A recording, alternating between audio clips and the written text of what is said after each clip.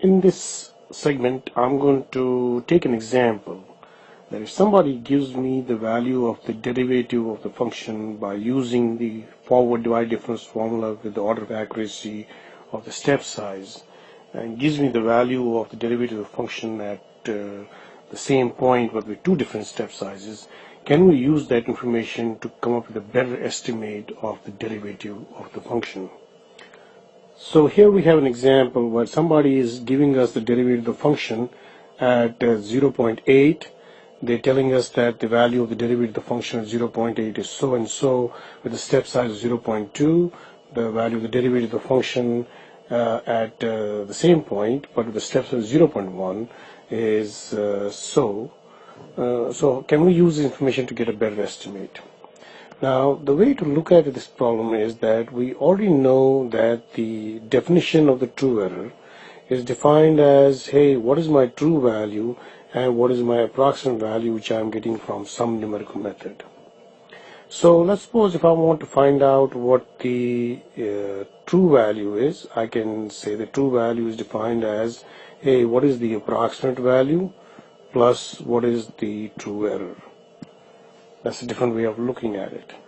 But now, if you look at the problem statement, I know the approximate value of my derivative for a step size of 0.2 and for a step size of 0.1. So I know those approximate values. That's what we mean by that. But what do we know about the true error? What we know about the true error is that it is of the order of h, because it's forward divide difference formula which we're using for the calculation of the derivative of the function. The forward divide difference formula which we're using is that f prime of x is equal to f of x plus h minus f of x divided by h. So this formula is of the order of accuracy of h. So that means that the true error is approximately equal to c times h. Because if the true error is of the order of h, I can say that the true error is approximately proportional to h, and then I can use some constant of proportionality c here. But keep in mind that this c term here bundles all the rest of the terms which are in the error. If you remember your derivation from the Taylor series of the forward divide difference scheme, it bundles all those terms into the single constant term c, and that's why we use the word, this approximation sign here for defining our true error. So let's go and see that how this is going to help us. Is that now I know that the true value is approximately equal to the approximate value plus c times h. And the reason why I have this approximately sign here now, because the true error is not known exactly. It's just approximately equal to c times h.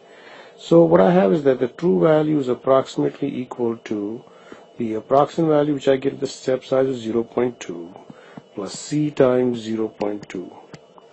Same thing, the true value is approximately equal to the approximate value which I get at the step size of 0.1 plus c times 0.1. So what I'm doing is that I'm writing the same expression here for two different step sizes of 0.2 and 0.1.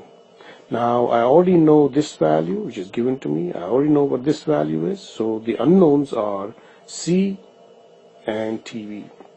So it's all about setting up two equations, two unknowns. So if I set up my first equation, it will look like this, that tv is approximately equal to, with 0.2 it is 0.95375 plus c times 0.2, and then the true value here for the step size 0.1 I get 0.96851 plus c times 0.1. So if I want to eliminate c, all I have to do is to multiply this particular quantity by 2 and subtract the two equations. So having said that, if I multiply the second equation by 2 and subtract it, I get tv minus 2tv true value is equal to 0.95375 minus 2 times 0.96851.